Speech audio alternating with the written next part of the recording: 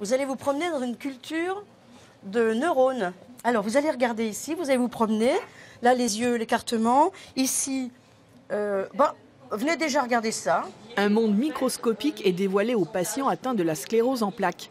C'est sur cette maladie et ses mécanismes que travaille l'équipe du laboratoire Fluides et barrières du système nerveux central.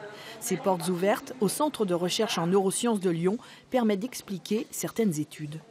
La sclérose en plaques, c'est probablement particulièrement compliqué. Si ce n'était pas le cas, on aurait trouvé déjà des solutions. Une maladie qui a été définie il y a plus de 150 ans et qui est toujours un peu mystérieuse, même s'il y a beaucoup de progrès qui ont été faits.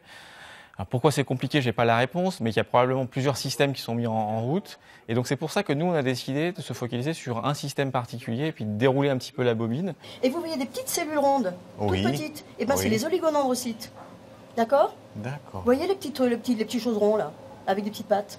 L'équipe pluridisciplinaire INSERM, Université Lyon 1, Hospice Civil, chacun dans son domaine, reste indispensable pour la recherche fondamentale. Ce sont des petits détails, chaque fois des petits résultats qui vont faire une histoire. Et cette histoire, elle est construite grâce au savoir de l'ensemble. C'est une recherche internationale.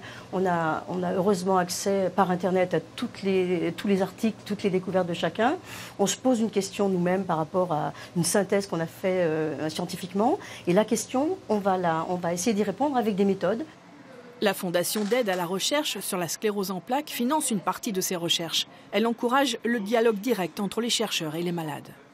Un patient doit être patient. Des fois, on ne comprend pas, on se dit « mais qu'est-ce qu'il fout, ça fait des années, je ne comprends pas, etc. » Et en venant ici et en écoutant tous les intervenants, on comprend mieux qu'il faut 10 ans, 12 ans, 15 ans. Alors que nous, on a l'impression qu'il faut 4 jours, quoi.